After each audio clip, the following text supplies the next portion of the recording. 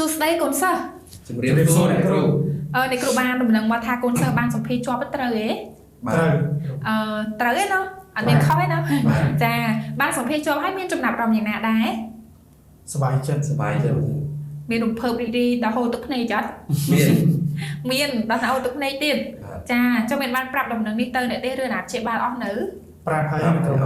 ត់មានចំណាប់អារម្មណ៍យ៉ាងណាដែរពួកគាត់សប្បាយចិត្តដូចតែយើងដែរ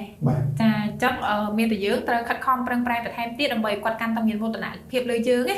ចាបានចាក់ចេញទៅប្រទេសជប៉ុនសម្រាប់គោលដៅរបស់យើងក៏ដូចជាអាជីពបាលដូចគ្នាចាអញ្ចឹងមុននឹងឈានទៅដល់ការសម្ភាសជាមួយនឹងចំណាប់អារម្មណ៍របស់កូនសិស្សអ្នកគ្រូចង់ឲ្យយើងណែនាំខ្លួនម្នាក់ម្ដងពីឈ្មោះអាយុហើយនឹងខេត្តចាប់តាមពីយើងជំរាបសួរខ្ញុំឈ្មោះគឹមសរតនីមកពីខេត្តពោធិ៍សាត់ស្រុកបាកានអាយុ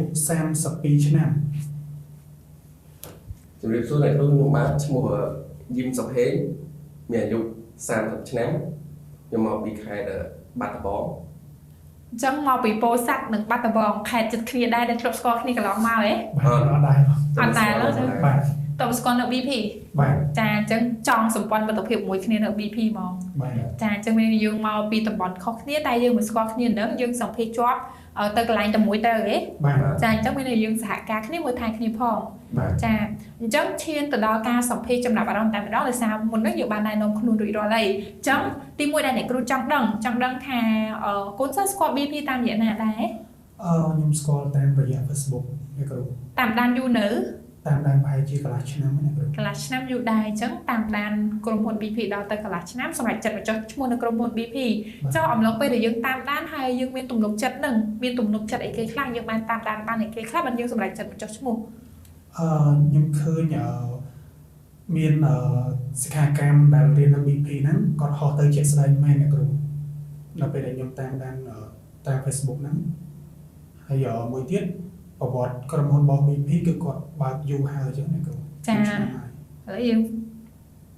សម្រាប់ចិត្តចុះឈ្មោះហើយពេលយើងមករៀនជាក់ស្ដែងឃើញសិស្សច្បងរៀនហោះពិតប្រាកដអត់ឃើញហោះទៅមែនពួកខ្ញុំក៏បានជួនដំណើរពួកគាត់ដែរអញ្ចឹងចាឥឡូវមានទំនុកចិត្តពេញបុកហ្មងណាចាចុះចំពោះកូនសិស្សស្គាល់ BP តាមរយៈណាដែរខ្ញុំស្គាល់តាម Facebook ដែរអ្នកគ្រូតាមដានដល់ចូលឆ្នាំហ៎អត់ដល់ទេថាមួយខែ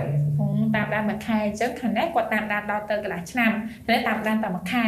អញ្ចឹងមូលហេតុអីដែលយើងសម្រេចចិត្តមកចុះឈ្មោះនៅក្រុមហ៊ុន BP លឿនដោយសារយើងតាមដានបានតែមួយឆ្នាំហ៎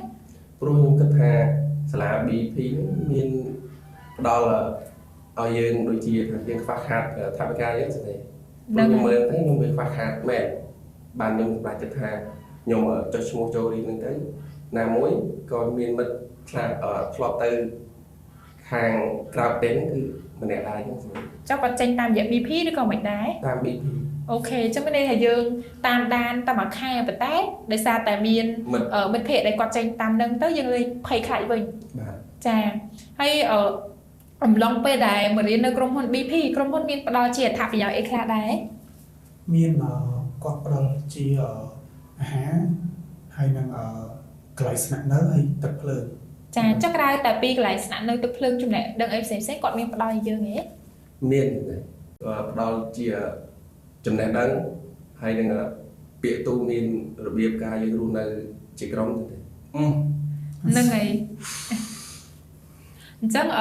មានន័យថាយើងមកដល់ទីនេះមិនត្រឹមតែទទួលបានកន្លែងស្នាក់នៅទឹកភ្លើងឬក៏អីផ្សេងៗយើងថែមទាំងទទួលបានចំណេះដឹងផ្នែកភាសាជប៉ុនទាំងការរស់នៅអីផ្សេងៗយើងកែប្រែទម្លាប់បានខ្លះចាហើយយើងចេះរស់នៅជាក្រុមចេះសហការគ្នាเนาะចាហើយ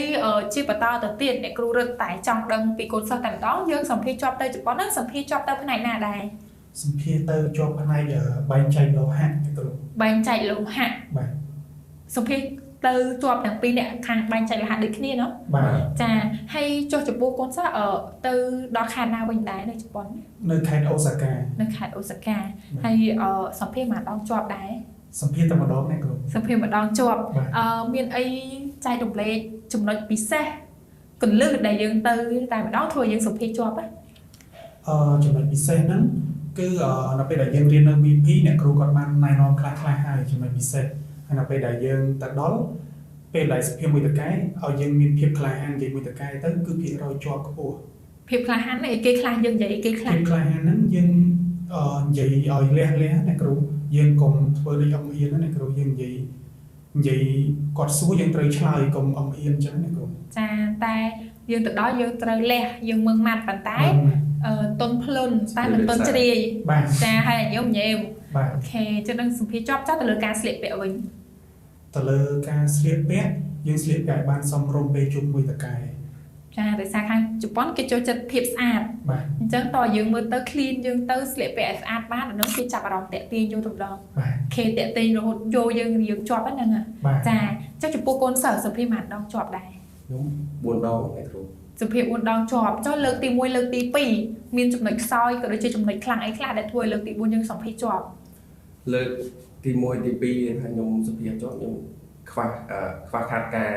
រៀបចំខ្លួននិងការនិយាយស្ដីទៅខាងតកែហ្នឹងសិនចាំមានយើងអមអៀនច្រើនទេបាទចាចោះលើកទី4ដែលធ្វើយើងសំភារជាប់ហ្នឹងយើងធ្វើមិនយកប័ណ្ណពិសោធន៍ទៅលើកទី1លើកទី2ទី3ហ្នឹងយើងធ្វើមិនបានលើកទី4យើងពីជាប់ខ្ញុំយកប័ណ្ណពិសោធន៍ខ្ញុំដែលខុសទាំងម៉ានដងដែលថាខ្ញុំសុភាជាប់ណាមួយបានសិស្សច្បងខ្ញុំជួយណែនាំបន្ថែមផងទៅបានខ្ញុំសុភាលើកនឹងទៅជាប់ចឹងចាតែយើងទៅជួបមួយតកែរបស់យើងទៅយើងធ្វើមិនខ្លះដែរគឺយើងណែនាំខ្លួនជាភាសាជប៉ុនហើយនឹងលំហាត់ប្រាណតិចតួចចឹងចាត្រូវមានកាយសម្បទារឹងមាំមួនទៅដល់បញ្ចេញឲ្យគេមើលអស់ហ្មងចាតែយើងខ្លាំងមែនអូខេចុះបន្ទាប់ពីសម្ភារជាប់ហើយមានអីចង់បដិញ្ញាចិត្តចំពោះខ្លួនឯងអត់ខ្ញុំបដិញ្ញាថាខ្ញុំនឹងព្យាយាមខំរៀនភាសាជប៉ុនឲ្យបានច្រើនដើម្បីនៅពេលដែលយើងបានហោះចេញទៅប្រទេសជប៉ុនងាយស្រួលក្នុងការធ្វើការជាមួយតកែអញ្ចឹងមានន័យថាខិតខំរៀនឲ្យមែនទេអញ្ចឹងវីដេអូនេះទុកជាសាកសីដែលយើងបដិញ្ញាចិត្តចំពោះខ្លួនឯងណាចាចុះចំពោះកូនសិស្សវិញមានអីចង់បដិញ្ញាចិត្តចំពោះខ្លួនឯងអត់ខ្ញុំមានបដិញ្ញាចិត្តចំពោះខ្លួនឯងដែលថានឹងខំប្រឹងរៀនឲ្យបានច្រើនមិនឲ្យតកែនៅខាងជប៉ុនគាត់ជ្រើសរើសខ្ញុំគាត់ខកចិត្តអញ្ចឹងខ្ញុំខំប្រឹងរៀនឲ្យបានច្រើនដើម្បីស្រួលក្នុងការងារដែលយើងធ្វើផងនិងសន្ទនាមួយតកែហ្នឹងហើយអញ្ចឹងមានន័យទៅពេលដែលយើងចេះទៅមិនថាភាសាអីទេនៅពេលដែលយើងចេះទៅយើងទៅរស់នៅប្រទេសគេដឹងយើងស្រួលហ្មងអញ្ចឹងយើងមិនត្រឹមតែចេះភាសាយើងធ្វើការងារឲ្យគេល្អហើយគេកាន់តែស្រឡាញ់ពេញចិត្តយើងទៀតចាអញ្ចឹងយើងស្ពីតុងជាតិខ្មែរទៅធ្វើការងារនៅប្រទេសជប៉ុនអញ្ចឹងកុំឲ្យមានការខកបំណងគេមើលងាយមកខ្មែរយើងទេចាចុះចុងក្រោយមានអីចង់ណែនាំទៅកាន់ពុកម៉ែបងប្អូនក៏ដូចជាកម្មការនេះពលករនេះដែលគាត់មានបំណងចង់ទៅធ្វើការងារនៅប្រទេសជប៉ុនតែគាត់អត់ទាន់អាចរកក្រុមហ៊ុនណាដែលផ្ដល់ទំនុកចិត្តដល់គាត់បានក្នុងនាមយើងជាសិស្សច្បងក៏ដូចជាសិស្សរៀននៅក្រុមហ៊ុន BP មានអីចង់ណែនាំទៅកាន់គាត់ទេឲ្យចុះឈ្មោះនៅក្រុមហ៊ុន BP ខ្ញុំសូមផ្ដាំទៅបងប្អូនដែលគាត់មានចំណាប់អារម្មណ៍ចង់ទៅធ្វើការនៅប្រទេសជប៉ុនទោះបីជាគាត់មានលទ្ធភាពឬក៏អត់លទ្ធភាពមករៀនគឺមក BP មកពួកគាត់អាចជួយបានទៅការសិក្សាហើយនិងលទ្ធភាពគឺពួកគាត់អាចដោះស្រាយឲ្យពួកយើងបានដើម្បីទៅធ្វើការនៅប្រទេសជប៉ុនចា